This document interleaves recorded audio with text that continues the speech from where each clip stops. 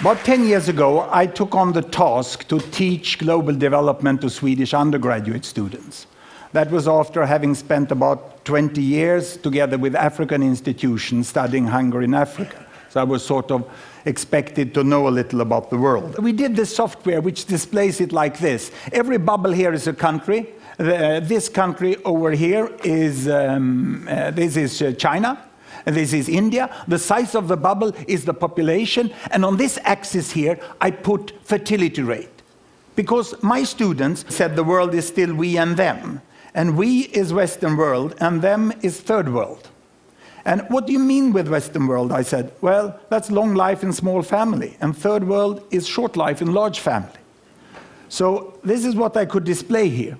I put fertility rate here, number of children per woman, 1, 2, 3, 4, up to about 8 children per woman. We have very good data since 1962, 1960 about, on the size of families in all countries. The error margin is narrow. Here I put life expectancy at birth, from 30 years in some countries up to about 70 years. And 1962, there was really a group of countries here that was industrialized countries, and they had small families and long lives. And these were the developing countries. They had large families and they had relatively short lives. Now, what has happened since 1962? We want to see the change. Are the students right? It's still 2 types of countries? Or have these developing countries got smaller families and they live here? Or have they got longer lives and live up there? Let's see. We start the world. And this is all UN statistic that has been available. Here we go. Can you see there? It's China. They're moving against better health. They're improving there. All the green Latin American countries, they are moving towards smaller families. The yellow ones here are the Arabic countries, and they get larger families, but longer lives, but not larger families. The Africans are the green down here, they still remain here.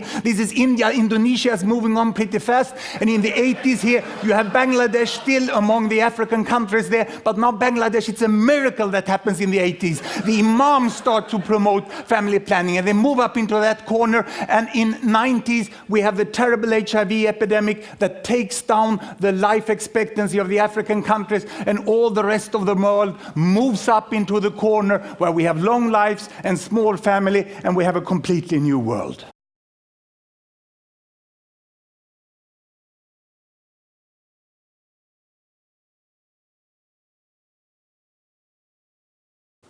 I think we all, if we don't look in the data, we underestimate the tremendous change in Asia. So let's move over to another way here in which we could display the distribution in the world of the income.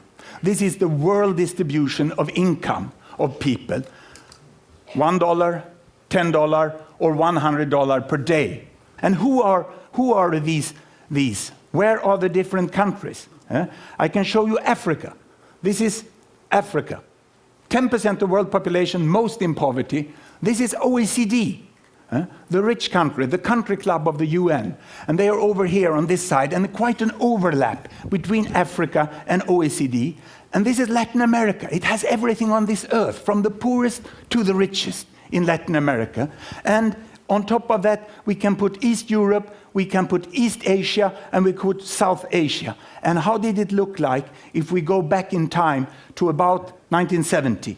Then there was more of a hump. And we have most who lived in absolute poverty were Asians. The problem in the world was the poverty in Asia.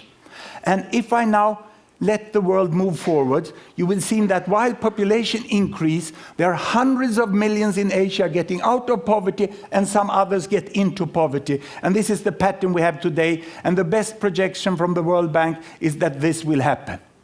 And we will not have a divided world. We will have most people in the middle. Of course, it's a logarithmic scale here. But our concept of economy is growth with percent. We look upon it as a possibility of percentage increase. If I change these and I take GDP per capita instead of family income, and I turn these individual data into regional data of gross domestic product, and I take the regions down here, the size of the bubble is still the population, and you have the OECD there, and you have sub-Saharan Africa there, and we take off the Arab states there, coming both from Africa and from Asia, and we put them separately, and we can expand this axis, and I can give it a new dimension here by adding the social values there, child survival. Now I have money on that axis, and I have the possibility of children to survive there. In some countries, 99.7% of children survive to 5 years of age, others only 70.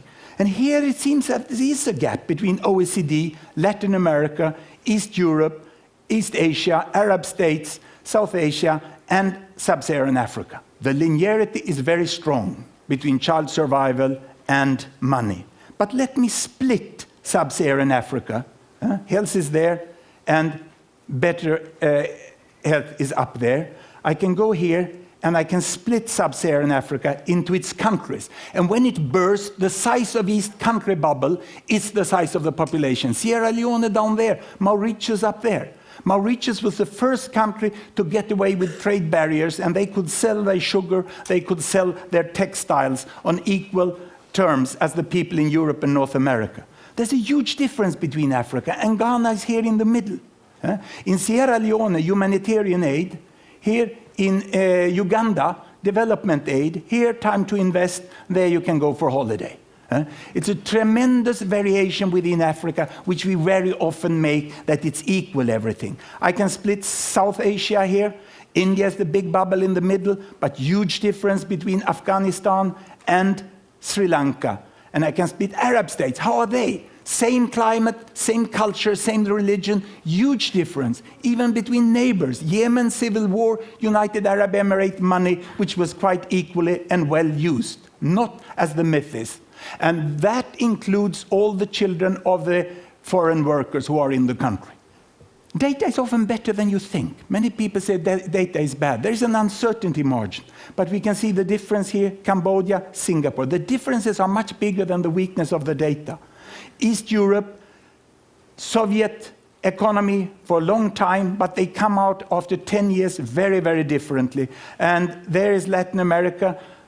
Today we don't have to go to Cuba to find a healthy country in Latin America. Chile will have a lower child mortality than Cuba within some few years from now. And here we have high-income countries in OECD, and we get the whole pattern here of the world, which is more or less like this. This is average data of the countries. Now, that's dangerous to use average data because there's such a lot of difference within countries. So if I go and look here, we can see that Uganda, that today is where South Korea was 1960. If I split Uganda, there's quite a difference within Uganda. These are the quintiles of Uganda. The richest 20% of Ugandans are there, the poorest are down there.